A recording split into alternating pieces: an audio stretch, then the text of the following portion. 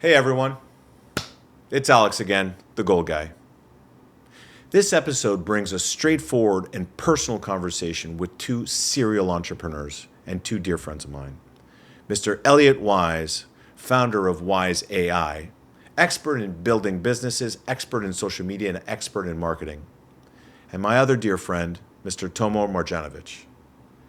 This guy is a first generation American. He is a former police officer. He is a serial entrepreneur, and he is wicked smart. He's also the founder of a brand new, soon to be coming out everywhere to stores near you, Nomad energy drink. First of all, it's fantastic. You're going to see it featured, I think, in every single one of our podcasts because it's just that good. And it actually kept us awake for long enough to get through some of the long waiting periods in between. But be that as it may, two of my dearest friends that I love very much, they got deep and personal into many different topics, especially in health and wellness. I can't wait for you guys to watch and let me know what you think. Drop a comment in our DMs after the episode. And as always, like, follow, step up. I have a feeling this conversation is going to be fucking insane anyways. We can fucking talk for a long time, I guarantee it. I have been. I'm going to try to swear. I'm getting all my fucks out of my system right now. Fuck? Yeah. Why the fuck are we going to get them all out of the fucking system now? We're in Dubai. How much stuff you do a fair amount of camera, don't you? Yeah. So I have to get all my fucks out. You train yourself out of. So I 12 years of police work. So I'm like, I try to remove it from my vocabulary as much as possible. Me Because too. the minute I start to add it back in, It's hard to it stop. creeps back in so fast. It is the most functional word in the alphabet, like in the English dictionary. It's a noun. It is. It's It a is just verb. verb. It can be. It's It can be used in so many situations and an contexts. adjective. Well, it's a bloody brilliant word. I think swearing like the Brits is really my favorite. Yeah, the Brits swear just more properly. It sounds better. It's like I get called a cunt from somebody from the UK. I'm like, Oh, you're quite happy with it. I'm like, thank you. I'm like, oh, yeah, it felt nice. I can't be mad at you. What you say is how you say it. It's how you say it. Yeah. It's the delivery and the execution is everything. Is it the accent? It's the accent. Oh, it's the accent as well. It's the accent and it's, the delivery. If of I how go they to say it. America and start swearing at people, I won't get shot. If you say cunt in America, well, I mean, listen, if you go to America or UK right now, you're getting stabbed regardless, for your watch. But if I swear at them nicely, I might be okay. Yeah, I mean, they swear a lot in the US, but cunt is a no-no word. Yeah, you can't say You can't call somebody a cunt in America. They take it very offensively. But the Australians use that every other word. Yeah. I do like Australians. I mean, they don't have to swear. They know how to swear. Yeah. But they got it from you guys. They got it from the UK. we shipped a lot of them out, and they were kind of the. Well, Australia was a criminal island. It was a prison island. You shipped the shit bags to one island and then had them breed. What do you think's going to happen? The wars and the criminals, the best. I have some of the best Australian friends. I'll say it. Well, we had a great fucking chat with one of them. You hear it the other day. Fuck, he was legendary. You should, Tomo, look, as a fan, as I was fanboying a little bit. Yeah. Just seeing Jewel and Elliot schmoozing, it was epic to watch. Jules a proper guy, man. He's a good guy. He's got a great energy. There's a quiet confidence to him, which doesn't come from someone that's at a big game. No, he hates, and he tries to say he hates the camera and he likes it a little bit. He just doesn't want to be called an influencer. No, we discussed on the camera. Yeah. And I said that we, as of to that day, replaced the word with influencer to leader. Yeah, I like Because it. influencing, all it is if influencing someone to take action. But I think a leader comes from more of a positive place, so that you're more a leader for a greater good or a cause, rather than influencing the masses for nonsensical BS. Well, yeah, leaders influence regardless, without trying. Influencers are paid to influence people to do things, products, buy shit. Right? And I think that Jewel would obviously been thrown into, and as you have and I have as well, when you're around the influencer mindset, it is embarrassing to be associated with yourself with that caliber of individual.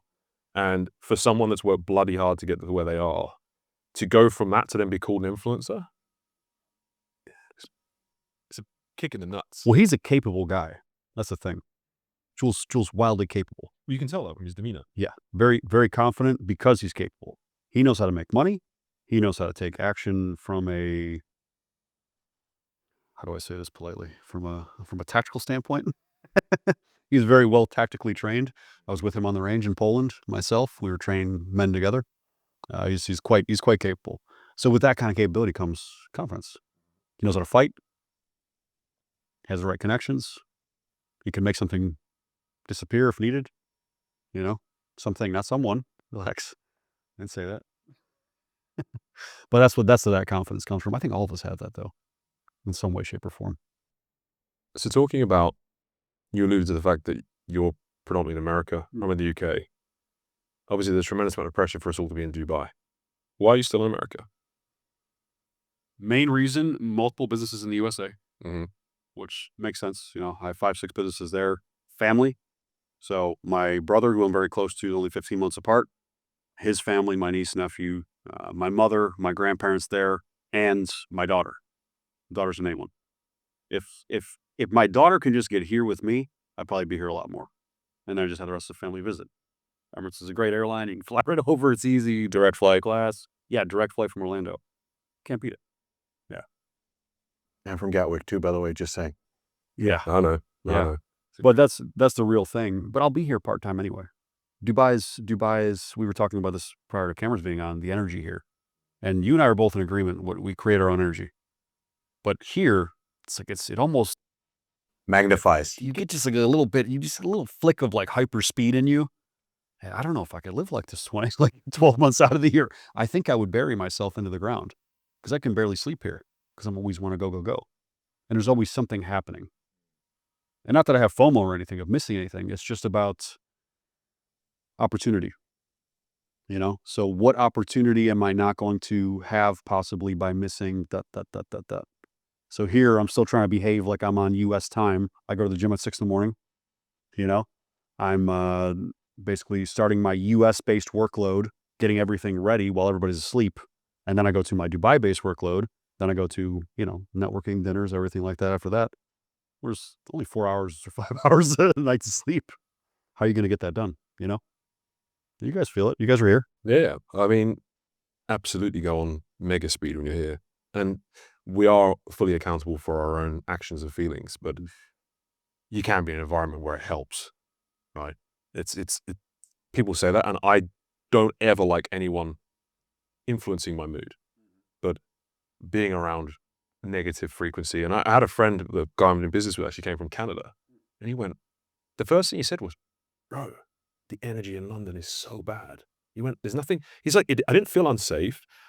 I didn't really pay too much attention to the weather, but the thing I noticed the most was just how downtrodden everyone felt. And the problem is when you're in that environment, and we all admit we're the average of the 5 people we hang around the most. And if the populace is the frequency is just not there, it is harder. Well, low energy people, for men specifically, this is my opinion, low energy people for men drag us down. That's the 5 people. Low energy women is even worse. Even worse. If you have a man who's a rock star and you put him around a low energy woman, oof, watch this guy collapse. Watch his empire that he was building start to collapse. Watch everything crumble. The foundation crumbles. Negative energy is real. It's like you have that transference of people. And I 100% understand what that person meant when he was in London and he's like, it's low energy. When I go back to my hometown in Cleveland, Ohio, where I grew up in the United States, Cleveland is laughingly called the mistake on the lake. Sorry to all my Cleveland people if they see this. It's where we grew up. It's gray a lot of times. It's kind of depressed. It's a rust belt. They call it a rust belt town, if you've ever heard the term. It's like steel towns all through there, all through the Great Lakes of America. And the people there are quite depressed. And it's a depressing type of area. And when I'm there, I can't wait to get away. Even though my grandparents are there, even though I have family there, I have old friends there that I grew up with. Do they have any intentions of moving? No. The thing, people don't even, there's people in my hometown that don't have passports. I mean, specifically your family. My family. No, my grandparents are too old at this point to move. They're set that they want to end their life there. They're 80, 84, 85. So Their community, they still have friends and whatever. My family has a bar and restaurant there. They immigrated from former Yugoslavia, so communism, went to the United States, landed in Cleveland, Ohio. Cleveland, Ohio was a big hub for the Balkans. Yeah. So, I mean, Croatian specifically, huge Croatian community. So that's their family. That's the people they know. And I respect it, you know. They don't want to go to Florida It's with actually me. quite refreshing because I'm very much the same opinion as you. Family comes before everything. And even if I'm in an environment which is more effective, more productive, more efficient, higher frequency, more opportunity, if I know in the back of my mind, I'm not with my family, they aren't happy with the fact that I'm not around, I would much rather sacrifice where I live for the people I'm living with than the place that I'm at. I think it's so important that Maslow's hierarchy of needs always talks about it. It's just security in your base, which comes from the relationships, the family that you have. And I love my family. I love my wife. I love my kids. I love my family, and they come number one. Yeah. And you talk about low frequency women. My wife is the only person that can prod me and make me feel shit when she wants to do it. And I'm putting a tremendous amount of pressure on us to make better decisions with regards to where we are and what we're doing. I want to stay in the UK and I want to promote it and improve it, but I need to be clever with how I do it. Sure. And I know that if I make the wrong decision, regardless if it was the right decision for business or any other metric, my wife is unhappy while we're in somewhere else or doing something else, I will be less happy. So for me, the optimal is making sure that she is happy. And I've said this before. Sure. When my wife is happy, and that's the age-old saying of happy wife, happy life, is so fucking true. If I could be the man deserving of a great wife, then she's happy with the leadership and what the decisions I've made, because it's a two-way thing, right? I could say, look, we're going here, she'll follow. That doesn't necessarily mean she's going to like the decision. Now, if I can be smart and get her to feel that that is a great choice, she respects me for my decision because I don't make it worked out for us, the family, the kids. My kids will then be happier for it because she is the rock at which feeds through to the energy of our children. Sure. And for me, I like the fact that you've still got the family values, even at the expense of probably much better financial upside. Sure. Well, it's, but there's a good mixture to both. The happy wife, happy life. I've gone back and forth on the saying.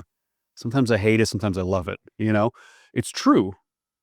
So it's true. If your wife is happy, your life's going to be a little less stressful, and your wife can very much make your existence miserable. I've done that too. I am divorced, so there's a realness to that. But I think the right woman for the right man, which I am guaranteeing that you have, because I've consumed your content. I know about your family, and congratulations on that beautiful family, by the way. Appreciate it. She trusts you enough. She understands you enough that you're never going to lead the family down the wrong path. And knowingly. Sure. But she trusts you. She's like, she trusts your judgment. So she may be, I don't want to say unhappy, but something may make her unhappy. But I think that she wouldn't make it into a miserable situation for you where she would try to fix it with you because she trusts you so much and loves you so much and respects you so much. But more than the love, it's the respect and the trust. But that's what I love about that, though, because with great power comes great responsibility. And because she has that trust in me, I feel more obligated to make a better decision. I think it through more. So in synergy, it works amazingly because the woman is giving you that trust, which means I don't take that lightly. The reason I have that trust is because I've never misled it. So that synergy, which is why I'm blessed to be with the woman I am, Hannah, my wife, has yielded that relationship. I'm truly blessed. And I know not many men have had that. No. I know they haven't. I'm a very lucky man. You're a lucky man. Cheers to that, brother. Cheers to that. Yeah, it's a good thing. It's a good thing that you can have that kind of situation. Many men don't have it, but also many men don't vet their wives properly. I talk about. Oh, brother. Oh, please. You want to get into this? I have a crazy topic of conversation to segue outside of wives. Okay. Because there's a little bit of downside risk talking about women here on a podcast. Oh, women, listen, I prefer for women that no woman that is actually worth. Sorry, we're gonna have to cut this. I'm joking. Don't cut it. Women that are not happy with what we're saying about women and call us misogynists and all that kind of stuff. I'm 100% a misogynist to you. 100%. Because you believe that. You believe in this misogyny thing. To a real woman who understands masculinity, understands femininity, understands how relationships are supposed to work, and that it's a collaborative thing, and that with love and trust and effort, that's a beautiful combination. None of those women are calling us misogynists. None of them are even talking about anything outside of what we say. Like you, I assume, are the leader financially in your household. They would call you misogynist for that. It's wild. It's madness. 100%. And to your point, I don't think there's any wrong or right way to do a relationship. There's what I believe is the right way for me. Sure. And I don't judge others on what they want to do. I frankly don't have time to care what other people do in their lives. What I care about is when, and this is where you could be seen to be a misogynist or an activist, is when two people get together in a relationship but don't communicate their wants and desires beforehand. That is the only time it ever breaks down, because my wife and I got into a relationship and I said, I would like to have a traditional relationship. I would like to have children. I would like to be the financial provider. Do you want that? Yeah. That's fine. Elliot, she could have just said, absolutely fucking not, mate. I'll be like, cheers, we're off. Yeah. No worries. It's when a man or a woman has an expectation that wasn't discussed in the interim just because they think that that's the way it should be. No, that's wrong. That's like getting into business with someone. I'm like 3 years down the line, I want to sell the company, mate. And you're like, whoa, hang on a minute. We had a 10-year goal. We should have had that aligned. No, you had a 10-year goal. Yeah, you had a 3-year goal. Yeah, why wasn't that discussed at the beginning? Exactly. Well, actually, now we have legal problems. We have a whole host of issues. It was just the lack of comms. You just solved 98% of all relationship problems. Hey, guess what? Talk to the person. Communicate what you want. But the caveat to that is, and people say, oh, fine. No. You can solve 98% of problems in a relationship providing you know what that is. And if you don't, stay out of a relationship until you do. That is the simple hack. That solves the other 2%. Yeah. So we can pretty much solve the whole issue. Yeah. Relationships were solved in this podcast in the first 15 minutes. Fucking brilliant. You're welcome. Hey, how about them peptides? Yeah. Shall we switch this up into something more? Listen, I'm an open book with you guys. I love it. I'm involved with multiple businesses. I talk about multiple things on my social media as well. I'm big on the wellness side. I'm big on optimization. I have a book coming out on optimization. I have an energy drink line that I'm bringing out, and I talk about women constantly as well because I love relationships. Yeah, I love communication. Well, the great thing about relationships from a humanization perspective is we all have them or don't have them. So in a way, we have an opinion on them. Yeah. So it's a great unity or filter for people that want to see what you're doing. Sure. I think it's important that we have that opinion because it also tells us who our people are. Yeah, exactly. Frankly. And as you say, we can filter it. You don't need to watch the content if you don't want to watch the content. If you think negatively, if it's upsetting you. But no, I've got to ask you. Yeah. I've always loved the idea of creating an energy drink. Fuck me, it's a hard industry, mate. Yeah. Why? Because I'd love to know like the plans behind it, and I support you fully because this is absolutely sublime. So anyone that's not tried these, honey is my favorite sweet treat on planet Earth. Manuka honey is great. Honey is great. Real honey. Real honey. Yeah. But Manuka honey is only from New Zealand, right? In a certain place. Correct. It's very hard to get hold of. When I saw that, I knew I was going to like it instantly. But although this is a great drink, why have you decided to take that battle on? So I tend to take battles in industries where I have a very big opposition towards the industry. It's like I want to shake things up. I want to piss people off. I want to get the right way going. If that makes sense. So the whole energy drink market is down a path of complete health degradation. They're detrimentally unhealthy for you, filled with toxic chemicals, preservatives that cause cancer, multiple artificial sweeteners, bunch of nasty stuff. So, but I still drink them. So it pisses me off, as does everybody, right? It's a several $100 billion business. So in total. So I'm at Hoptor Palace. We're over here in Nira in Dubai. If anybody doesn't know, Hoptor Palace right across the street. It's where I stay when I come here. At Hoptor Palace, I go in and I'm like, I want an energy drink. I'm going to be a Red Bull. I go and ask for Red Bull. We don't have Red Bull, sir. What kind of bar doesn't have Red Bull? This is ridiculous. That's what I said. This is in my head. We have Nomad. So I don't know what that is. Is it good? Yes. I said, okay. Gives me one, pours it over a glass of ice. I taste it. Kind of tastes like Red Bull, but it tastes better. Doesn't taste fake. Doesn't have that syrupy thing. Doesn't have that tinge, that nastiness about Red Bull. Yeah. Sorry, Red Bull. I've been drinking Red Bull for years. Likewise. But everybody has the same opinion. We just drink it because it's Red Bull. So I get handed Nomad. I'm looking at it, and this is the Dubai can. It's in Arabic mostly. I can't read any of it. I'm like, what is this? Find QR codes. Go to the website. There's no information. Strange. Maybe they're updating. I go to the Instagram. There's like 9 followers. This is madness. Who is making this stuff? So I message the Instagram profile immediately. I'm not even fully through the drink yet, and I'm messaging, who's the CEO of this company? I need to have a conversation with them. CEO, Haroon. He's actually here in Dubai, just landed today. Messages me, he's like, I'm the CEO, my name's Haroon. I said, here's my phone number, text me on WhatsApp. I said, I want to invest in your company. That's literally how it started. Just from me asking for a Red Bull and getting a Nomad. And it wasn't because of anything like the taste or anything like that. This tastes great, in my opinion. I think you guys No, it's like a the fly, taste. man. I'll tell you if it wasn't. What I did is after I was messaging with him, I start using, what is it, Google Lens? You can translate. So I'm translating. I'm looking at this. I'm like, it's not a lot of added sugar. It's natural cane sugar. There's 5 grams of Manuka honey in there. So some of the sugar's coming from that. No artificial preservatives. The only preservative in here is a mushroom-based preservative. So it's natural. There's nothing bad in the energy drink. And it's sweetened through natural cane sugar and Manuka honey. Caffeine source is great. Not too much caffeine, 80, 90 milligrams, something like that. So I'm like, I'm health and wellness through and through. Yes, I do things that are not necessarily healthy. Like, I'll smoke shisha. I'll have a cigar on occasion. We can talk about cigars too, because cigars are technically, there's some studies saying that cigars are healthy. I don't know if you saw this. Nicotine is healthy.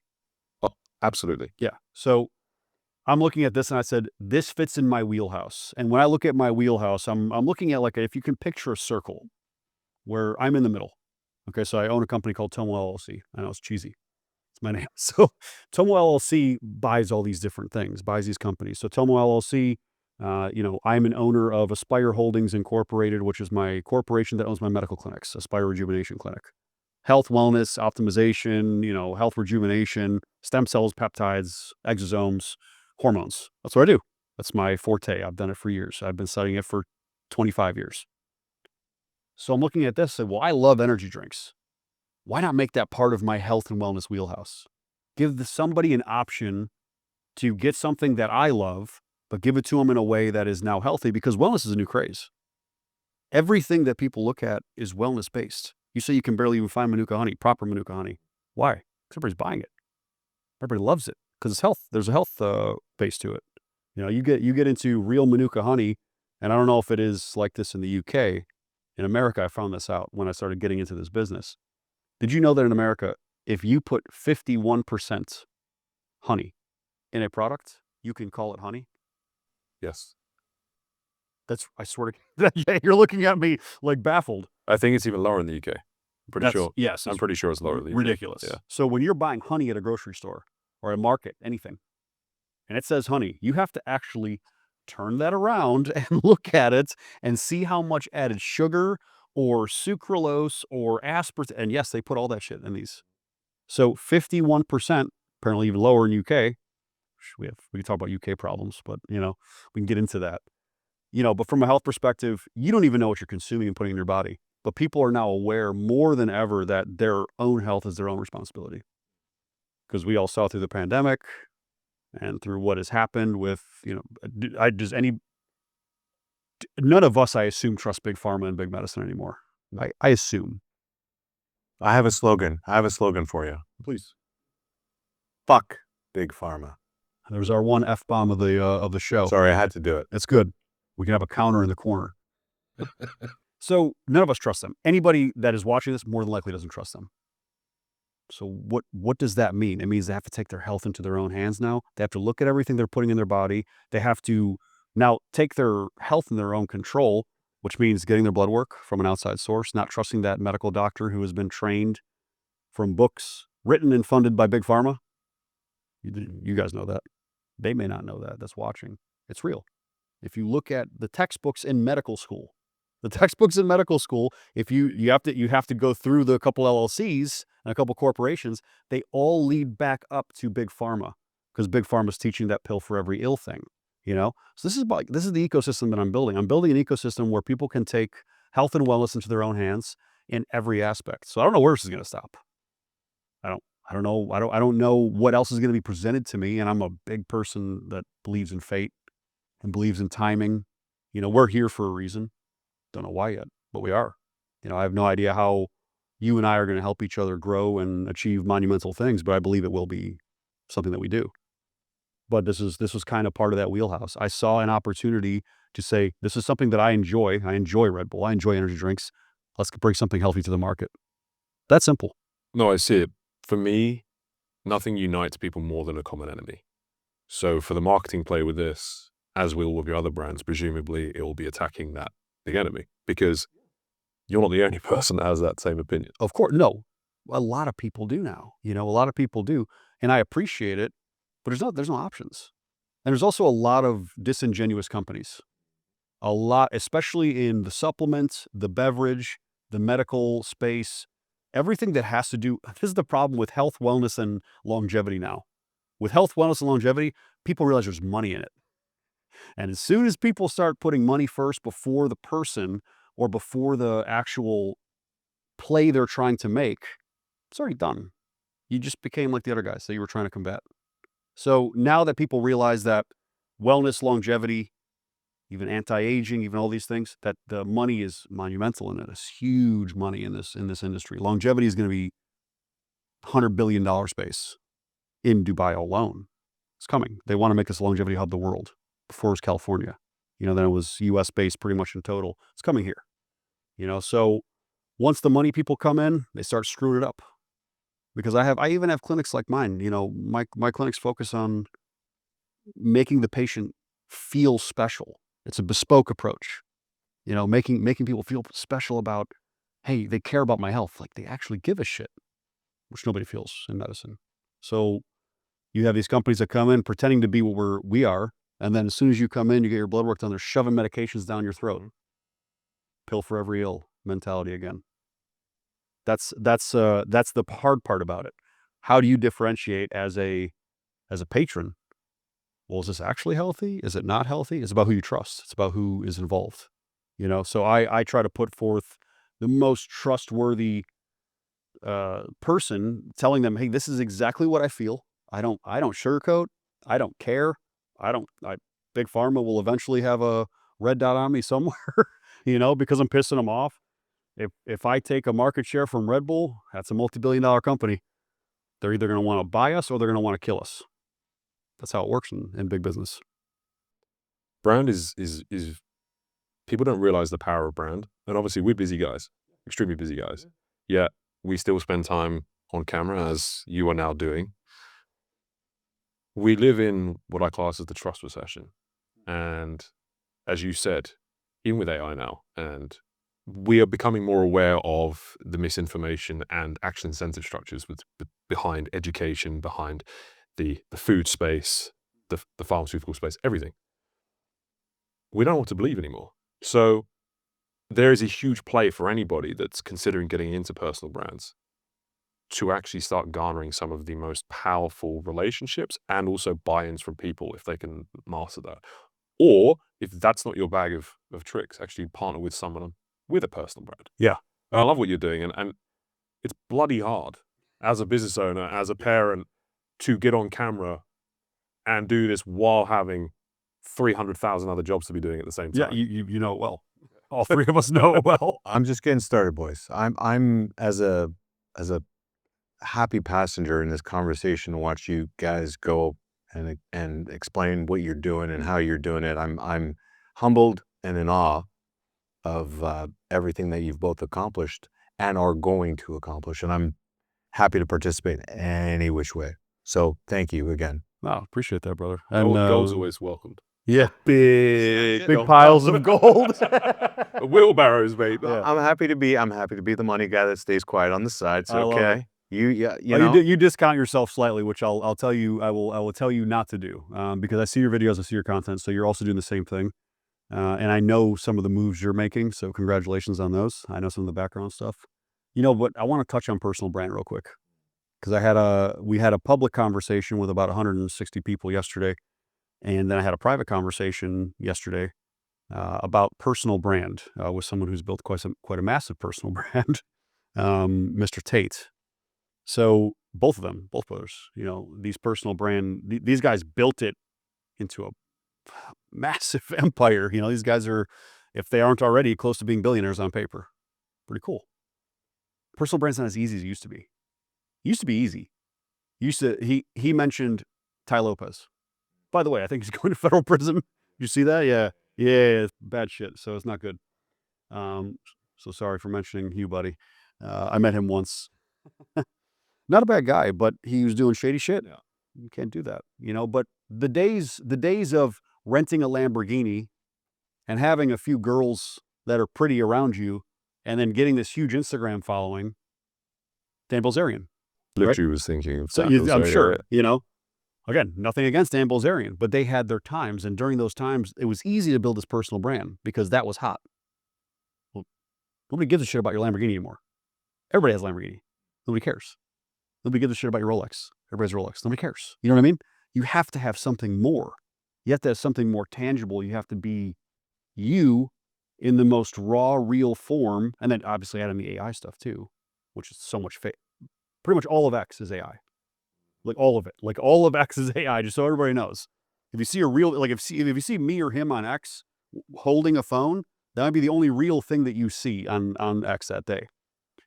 But with personal branding, you have to have something actually so different that people understand now, that, oh, this is somebody that I align with and I follow. And not even that you have to be niche. You just have to be real. Real and valuable. This is the other thing as well. People feel entitled, and the reason personal brands are so much harder is because the caliber of personal brands got better, right? We've gone into a space where there's been huge incentives and payoffs for people who have generated and garnered a huge personal brand. Sure. Ty Lopez without the shady shit, Dan Bilzerian, right? Okay, you made all that money, yeah. Right, yeah. So it worked. And then smart people from a bar go, oh, okay, well, this works to make money. They move in pretty quickly. Yeah. And we now have people distributing content at unfathomable levels. So you have to be better. That's simply the competition level has gone up. Sure, exponentially. Sure. And people are now saturated with the same shit over and over again. Now, just because you've got a phone camera and you're doing 100 pieces of content a day like Alex or Mosey tells you to do, doesn't mean that anyone actually wants to listen to you or they should listen to you. Yeah. So if you're not even respectfully arrogant enough to believe that you can go on social media and have the entitlement and opinion that because you were born and breathing, that someone should value what you have to say, motherfucker, you're never going to build a brand. Well, you know what ruined it? Crypto ruined it. Yeah, that didn't help. Crypto ruined it. And here, I'll explain why. Crypto ruined it. And you know what else ruined it? OnlyFans ruined it. Ruined him as well. Stop judging me. I thought this was a judgment-free zone. You're talking about his own OnlyFans account. It's quite good. Just follow. Yeah, it's You fuckers. Both of you. See? Now, But really, social media and OnlyFans ruined women. Destroyed them. Crypto made it possible for any dork that hit a crypto pump to now have a Lamborghini, a Rolex, and eight hot supermodels.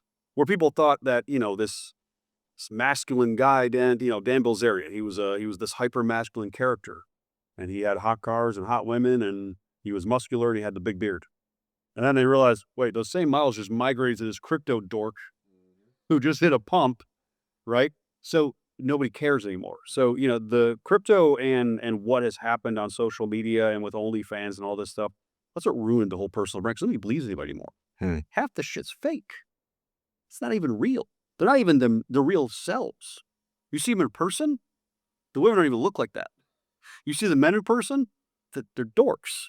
They don't even know how to shake a man's hand properly. Yet they're this masculine character. I would argue, though, that they've helped me and probably you as well should they explode. So the thing is, if you could, in this world, stand out and you can be a man of value, you can provide an authentic, raw, trustworthy opinion and help to others, you'll explode, actually. So it's refreshing. You just got to be seen. But do you think that's something that... Okay, I'll say it this way. I know neither of us exploited that for that reason because we're just real and authentic on ourselves anyway. And for anybody that just heard that and they're like, oh, well, I'll just be this real authentic self like these two guys, these three guys. Thank you. Right? So that's what I'm saying. If they just heard that, and they're like, hey, these three guys are doing this real authentic thing. I want to be like them. Don't be like us. Be you.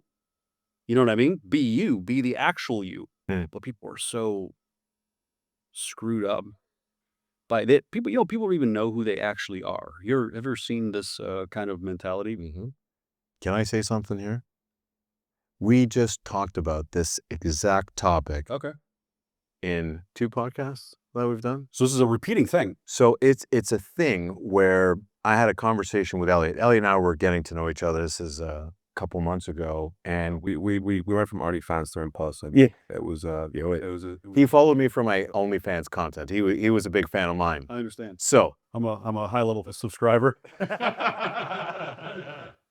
gold level members, both of them. Yeah. Anyway, so he basically told me, he goes, Alex, he goes, listen, I'm a fan of what you're doing. I like your messaging, but ask yourself an honest question. Would you buy from yourself? I'm like, no. He goes, why? Why wouldn't you buy from yourself? I said, I'm not connecting with my own stuff. He goes, okay. He goes, I'm going to tell you what I did, and then think about it from your perspective and think about doing something like this. And I said, fuck, I'm all ears. I'm at this point, I want to find that connection to tie in what I'm saying and what I'm talking about, which I am a subject matter expert. Sure. But I want to be able to deliver it in a way that is authentically me, which is how you would get the attention of people, right? Yeah. Did I say that right? Mm-hmm. So he gave me an exercise. He said, I want you to have a conversation with ChatGPT. I want you to have them psychoanalyze you.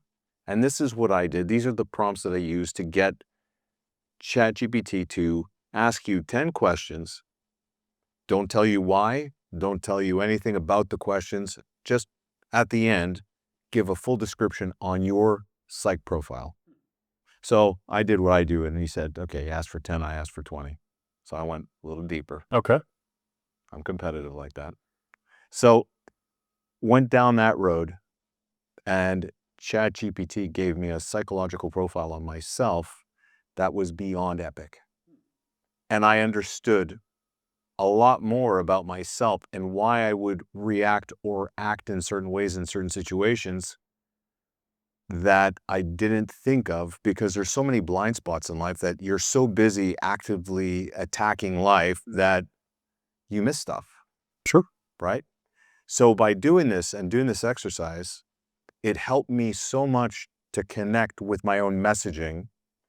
And on top of that, to give you another side note, I used it to send a letter to my mom and prompted ChatGPT to create and cultivate that letter that allowed me to connect with her, or at least get her to understand me better in dealing with myself, right?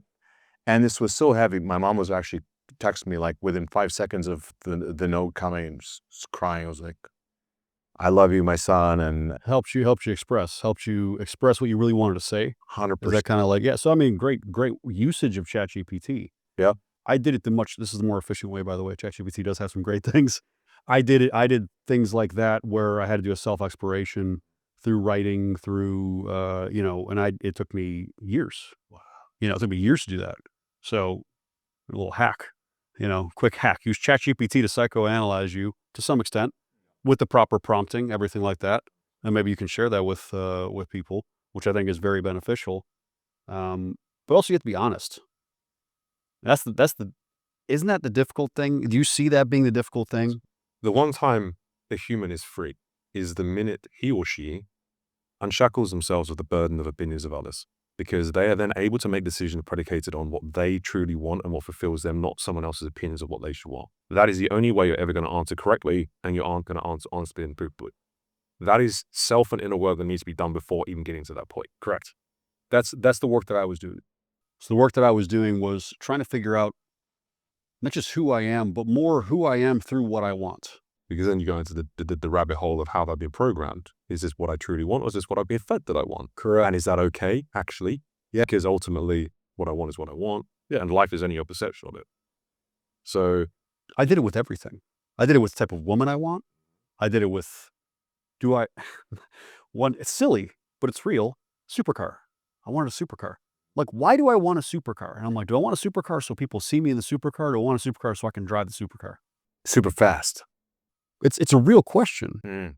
So everything in life, and this is a word that is hammered out of you from the education system, and even your parents, because if you're not blessed enough to have patient, educating parents, why? Why? Why do I have to lock myself indoors? Why do I want this? Why do I wake up to a job I hate every single Monday morning? Why do I sleep with this woman that I don't like? Why do I look like this in the mirror? Why? You fucking tell me. But you never ask yourself the question because one, you don't want to hear the question, or you've been programmed out of asking. And you ask a man why twice, he never normally has an answer. Yeah. Most normally they have an answer after one. And that if I can encourage everybody to go down that route, just ask why. It's something that took me a long time, and I asked why about everything. Why do I do everything that I do? Why do I want everything that I want? Why do I think the way that I think? It's only when I started really traveling outside of my small circles, not just physically traveling, I'm talking like on an airplane, but just traveling out of the mindset of my circles. You have no idea how much you're influenced by everybody around you. And when you're in this circle, this small place, whether it's your town, it's your business, it's your workplace, it's your friend group, it's just you and your missus, you need to get outside of that.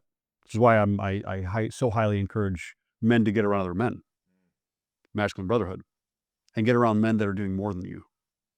Like I hope that I find more and more people that are doing more than me, that have a better mindset than me, that have a better mentality than me, that are healthier than me, more jacked than me, stronger than me, everything, have a better relationship, better wife, more kids.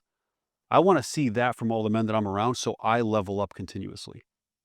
Because I'm no longer afraid to be like, yeah, no, this is what I want. I want it all. But I don't want it all for anybody else. I want it all for me. And when I find guys, how many kids you have? 2. You're beating me. I need to make another kid. That's my real mentality. I'm actually thinking that way, And it's not a competition way in a negative thing. It's just my brothers are doing better than me, and I'm happy for them. And I need to level up so they can look at me as on the same level. It's this weird thing that I have kind of cultivated in my mind. And it's not about a competition in a negative way. It's about a comparison. I want to make you proud of me just like I'm proud to be your friend.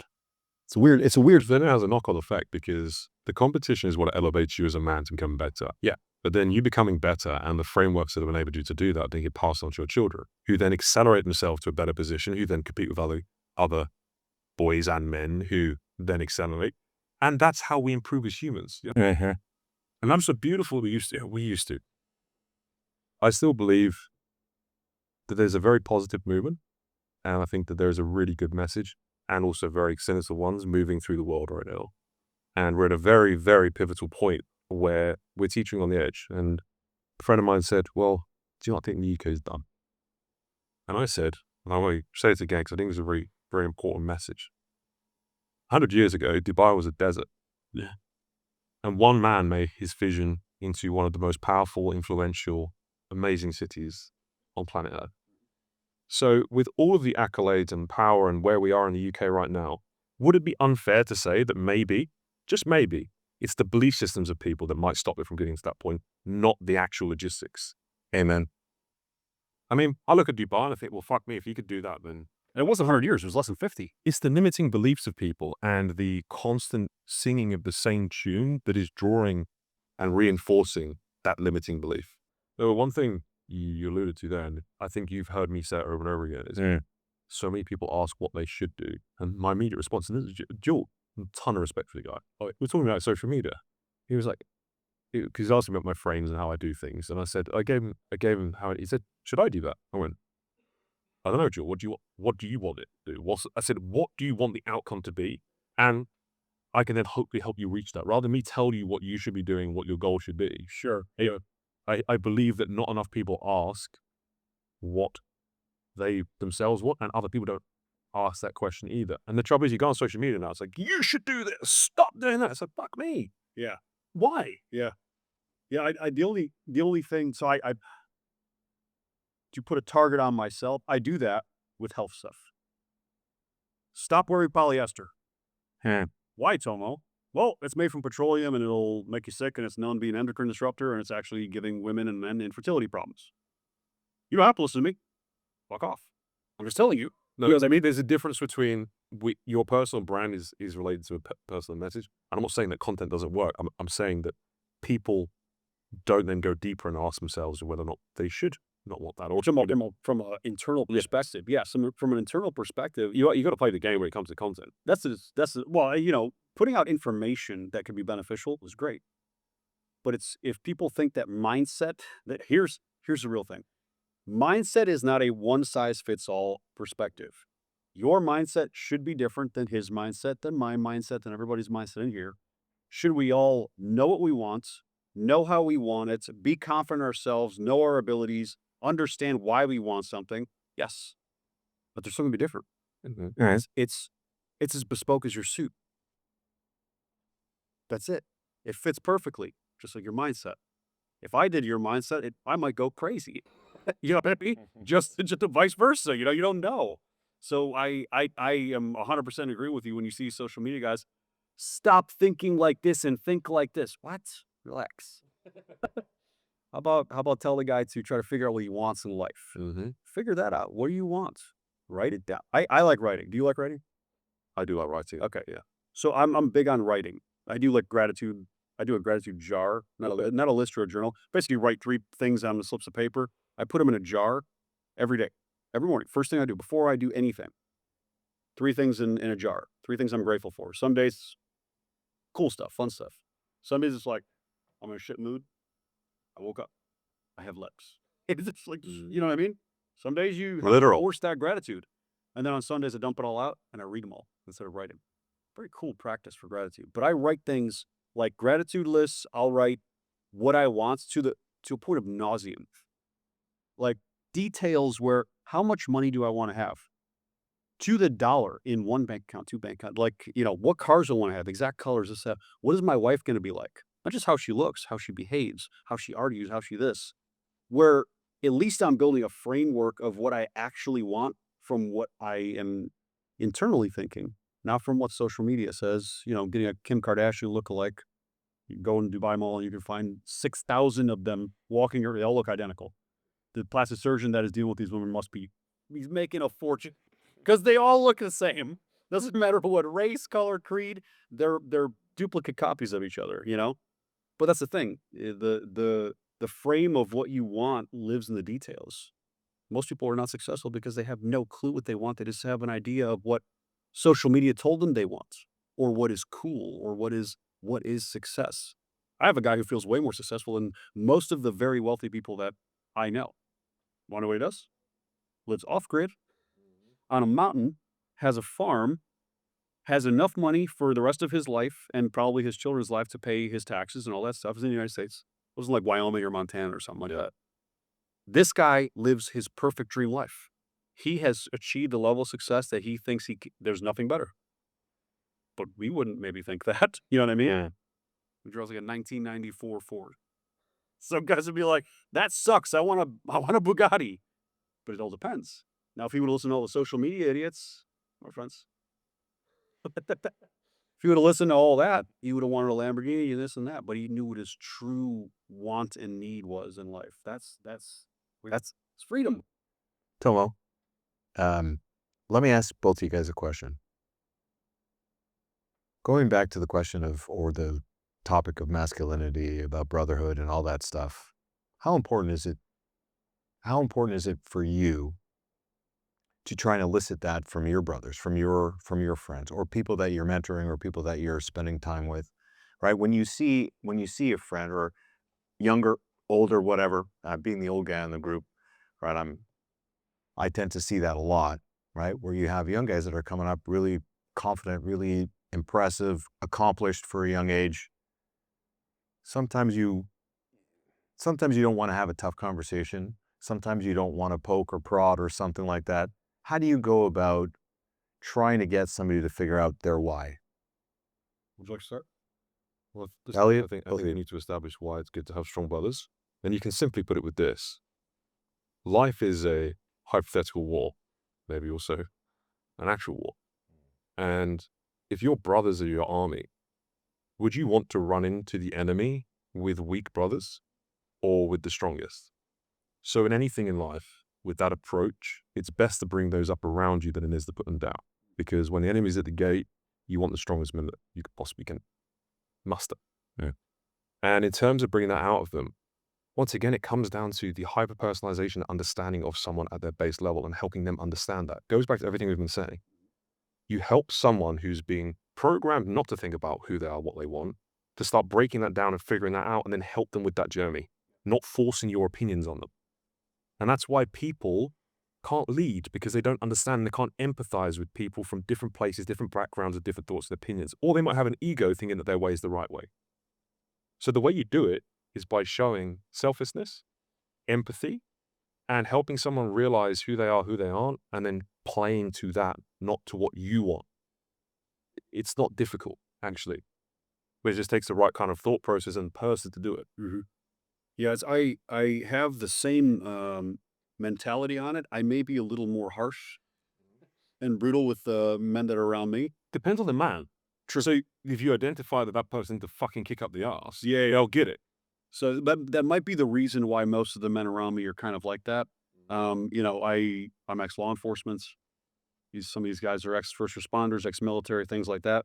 So like really but I also use actions. I also use actions like certain ways you will behave. How does somebody speak to someone? Do they look at them properly? Standing and shaking a man's hand. Simple for us. I mean, I don't think any of us, probably at least I haven't in well over a decade, shook a man's hand sitting down. Someone comes, stand up, right? Even if it's just like this, just stand up. I started editing my circle and the people around me with little things like this, and I made it turn into something of honor and something of respect and something of integrity. Little things like that led into the conversations where it's like, hey, what, you didn't stand up and you shook that guy's hand. He's like, what? I had a bite of food, so I don't give a fuck. You need to stand up because you need to show respect, and it's dignity to you, and it's respect from you, and it shows a measure of honor. Respect that man, you know? So I used little things like that, little ways of communicating my standards. And I edit my circle very harshly. When I see a man that is unable to measure up to the standard, like if someone came in here right now, and I only just met you, but I know you. If you understand, I trust you already. Someone came in here, I know you, and don't trust them. And we're getting in a fight. Someone's going here to fight us. You two are fighting. You two are fighting with me. Yeah. We're going after it. I don't know you guys as well in the background. I assume you guys are going to fight as well. That's a Bulgarian beast. He's 6'3". Bulgarians behind. Oh, yeah. Proper people. These guys are evil, twisted fuckers. They're going. So the Bulgarians behind the cameras, these guys are probably going to fight as well. But that's the kind of men that I surround myself with. Men that are not only going to stand up for themselves and stand up for me and have my back. So the point of, you know, like if three of us are in a fight, someone pulls a knife, I'm ready to get stabbed for you. That's my fucking circle, you know? So I measure them to this really harsh standard, and it's with an empathetic nature, I think, because my real prerogative is to make them a better man. That like it's not just so they're better for me. I want them to be better for themselves. I want all my brothers winning. I want everybody making money. I want everybody being in a great relationship. Everybody around me. It's not, you know, I use the car reference because it's an easy thing to digest. Yeah. It's not fun if I drive a Lamborghini, you guys are all driving Toyota Camrys. That sucks. I want all my brothers driving Lamborghinis. I want us all wearing nice suits. I want us all capable. I want us all going to the shooting range together. I want us all doing jiu-jitsu or boxing. These are the types of things that I very much enjoy, you know, and I think capability for a man is number one. That's what makes you a man. How capable you are in all measures. Are you making money? Are you a good father? Are you a good husband? Are you a good provider? Are you capable of defending what you have, right? You ready to lay your life down on the line? I know all three of us would, you know, for our wives or children.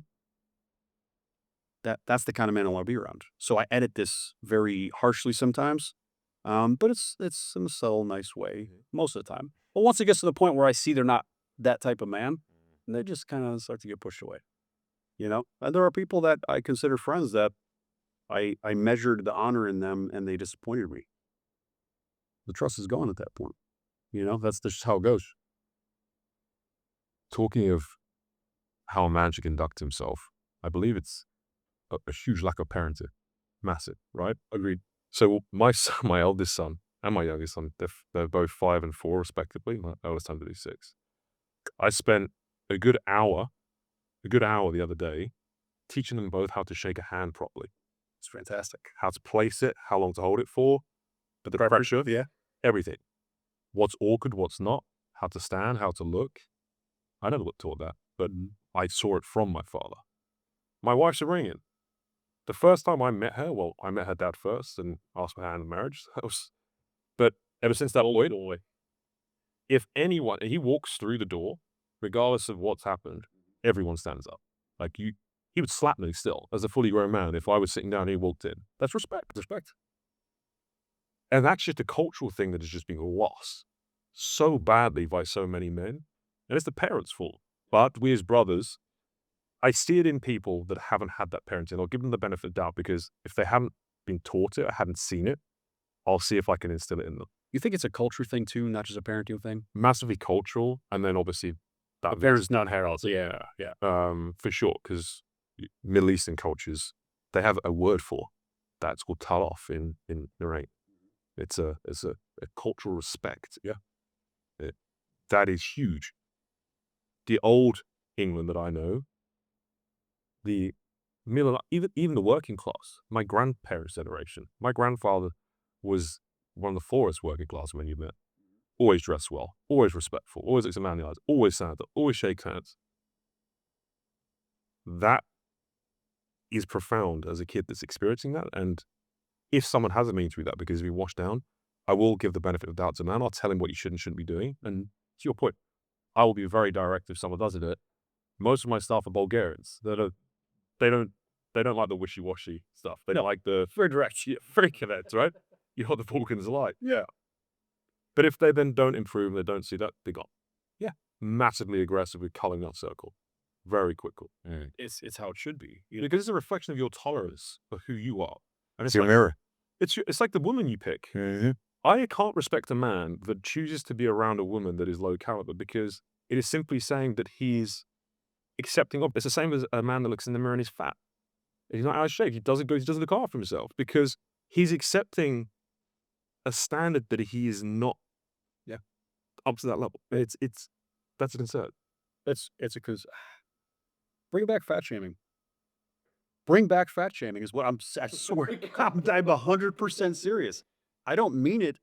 Okay, so fat people. That's the easiest thing to look at. Mm-hmm. If a man is, I'm talking properly overweight or obese and not trying to correct it, because some people are in a journey, and anybody in a journey is being applauded.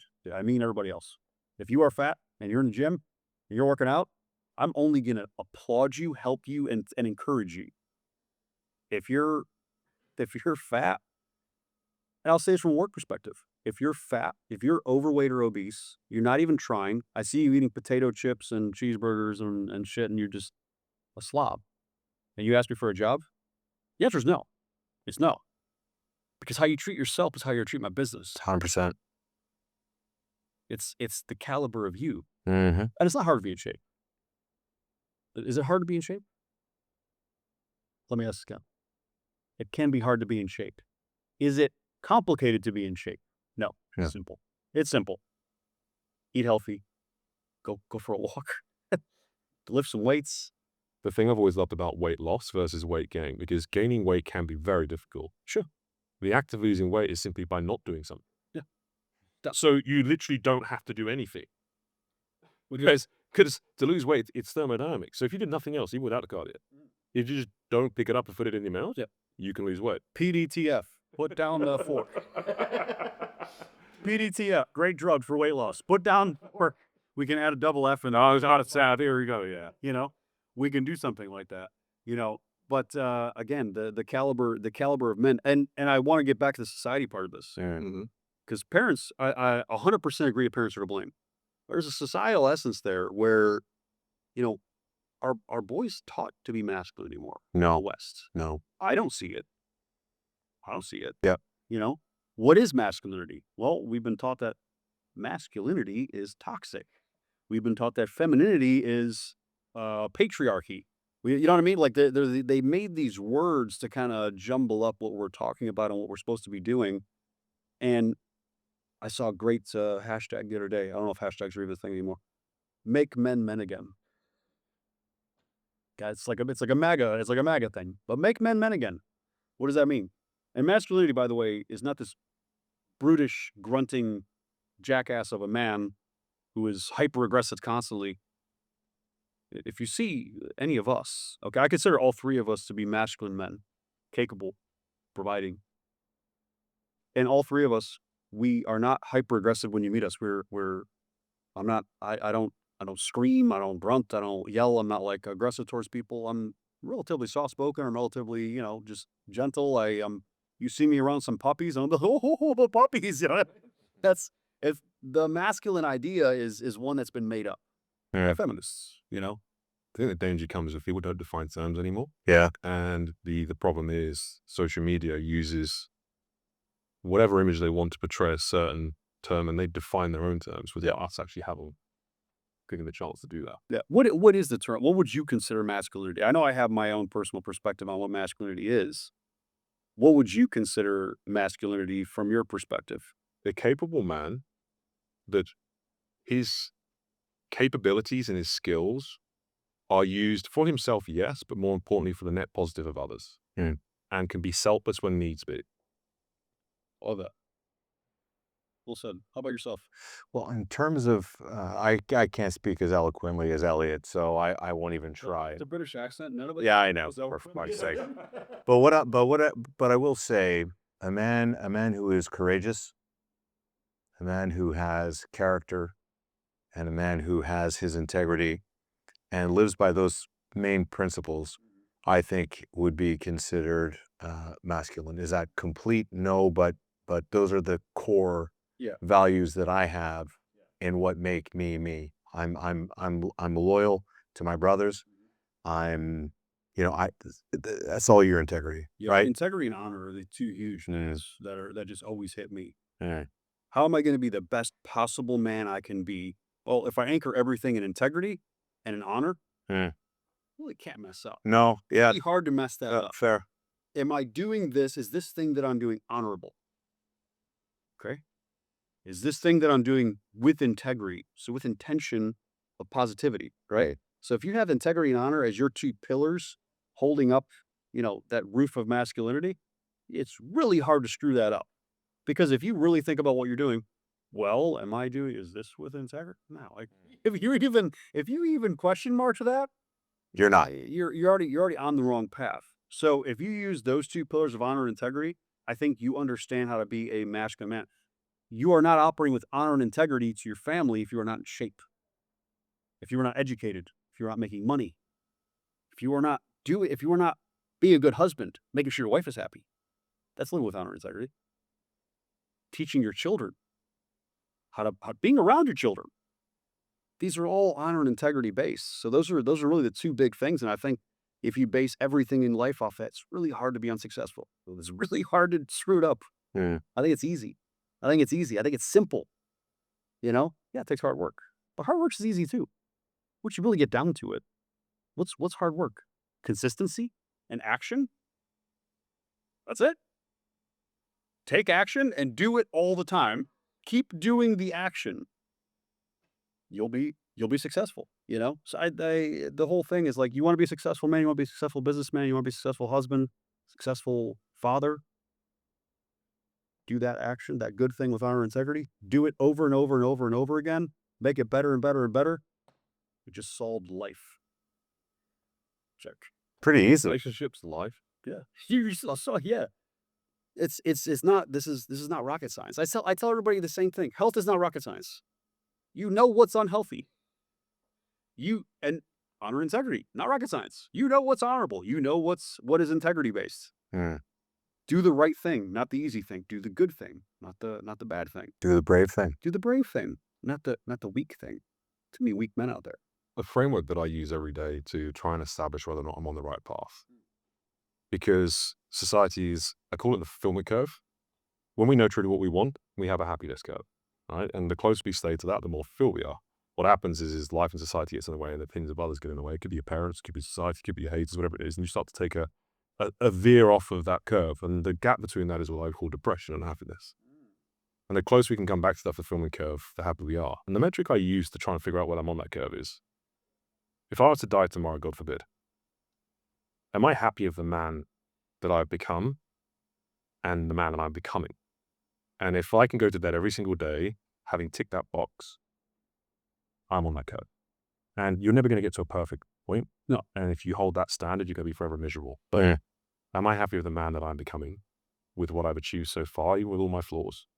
And if I stay in line with that, I'm as close to happy and as a fulfilled life as I possibly can be. Yeah. It's quite simple. It is. It's simple.